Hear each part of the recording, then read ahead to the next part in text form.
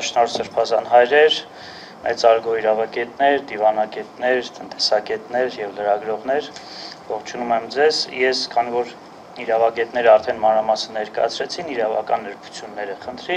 ես մի փոքր փորձեմ մասշտաբը մեծացնել, որպեսզի խճանկարը ամբողջական լինի, որովհետեւ այն համընկնումները, որ մենք նշեցինք, որ տեղի են ունենում մեր երկու հարևանների քաղաքականության հետ, դրանք միայն տարածաշրջանային չեն, դրանք գլոբալ մի շարք այլ համընկնումների փոքր մաս են։ Զուգահեռ մի քանի գործընթացներ են տեղի ունենում աշխարհում, որոնք փոխկապակցված են եւ որոնք ահռելի մեծ հետևանքներ են առաջացնելու հետագայում, ու այդ հետագան երևի թե մեկ սերնդի շրջանակներում մենք կարող ենք տեսնել։ Տեսեք, մենք գտնվում ենք զուգահեռ ընթացող արդյունաբերական հերթական հեղափոխության ընթացքում, որը տնտեսություն է փոխելու եւ որը հասարակության կառուցվածք է փոխելու։ Մենք գտնվում ենք հանրությունների ատոմիզացիայի շրջանում, սպառողական հասարակության քարոզի շրջանակներում եւ գտնվում ենք նոր քաղաքական ազգերի ձևավորման շրջանում։ Դուք կարող եք սա մեր օրինակի վրա տեսնել, մեր հասարակությունը այսօր ատոմիզացման փուլում է գտնվում, մեր հարևան պետությունը չեղած տեղը նոր քաղաքական ազգ է փորձում ձևավորել ի հաշիվ նաեւ մեզ։ Միջազգային աշխարհակարգի փոփոխություն եւ նոր իրավակարգի ձևավորման փուլ նաեւ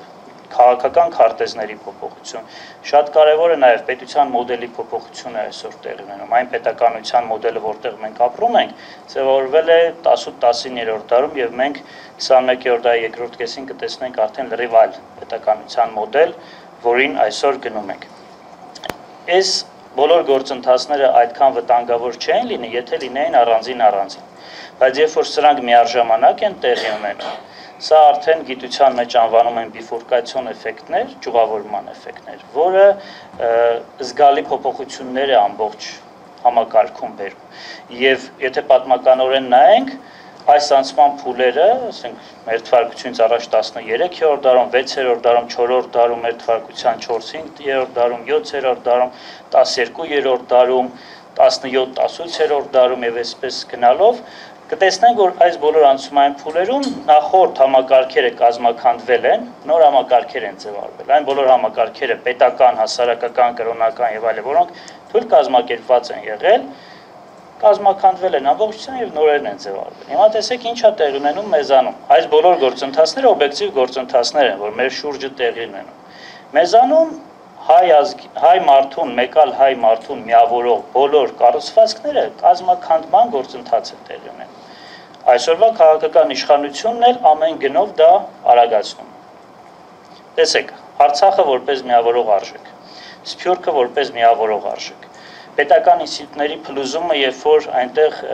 դու աշխատանքի ես ընդունում այդ ոլորտից գաղափար չունեցող մարդկանց, այդ փլուզումը ավելի է արագանում։ Դատական համակարգի ոչ այնքան բարձր հեղինակության, առանց այն էլ հեղինակազրկում ամբողջությամբ։ Իրացիոնալիզմի, եթե կուզեք, խենթության մեծարում քաղաքականության մեջ։ Սահմանադրության ոչնչացում, իրավունքի ոչնչացում եւ որը ամենավտանգավորն է բարոյականության ոչնչացում։ Վերջին թելը, որ մարդուն մարդու հետ կապում է բարոյականություն։ Այս վերջին թելն է, երբ որ ոչնչացումն է, հասարակությունն ամբողջությամբ ատոմիզացված է լինում եւ հնարավոր է լինում ցանկացած գաղափար նրա վրա կապես։ Հիմա այս գործընթացը բնականաբար դժվար պատահական տեղի ունենա, սա գիտակցված գործընթաց է եւ սրա ճանապարհը նա է, որ կամ մեր հանրույթը գնալու է կազմակերպման այս քաղաքական իշխանության նաեւ շնորհիվ որ դառնա ռեսուրս մեկ այլ քաղաքական ազգերի ձևավորման, մեկ այլ պետականությունների ձևավորման համար, կամ միգուցե այսօրվա առաջնորդը կամ որոշ առաջնորդներ քաղաքական վերնախավի մտածում են, որ իրանք նոր համակարգ են առաջարկելու եւ ես բոլորովին չեմ զարմանա, որ մի գեղեցիկ օր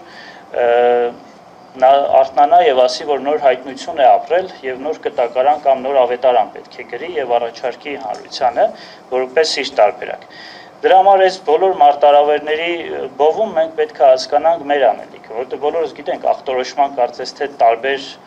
այսպես հարթություններ, շերտեր մենք կարողանում ենք տալ, բայց մեր անելիքը որը պետք է լինի,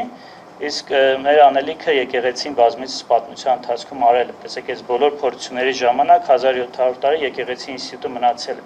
Եվ յուրաքանչյուր մարտահրավերից հետո ինքը ավելի է ուժեղացել, որովհետև բոլոր քաղաքակրթությունները իրենք հասունանում, զորանում են, երբ որ հաղթահարում են որոշակի մարտահրավեր։ Ես կարծում եմ, որ սա հերթական մարտահրավերն է, որ պետք է հաղթահարենք, եւ ի վերջո այդ մեծագույն մեղքերից մեկը հպարտությունը որպես կարգախոս հռչակելուց հետո մենք էլ պետք է դրան հակառակ մեկ այլ կարգախոս ունենանք, գոնե առաքինություն, որպեսզի առաքինի անհատի կերպար կերտելով կարողանանք բարոյականությունը վերականգնենք, հետո իրավունքը վերականգնենք, հետո մնացած բոլոր ինստիտուտները։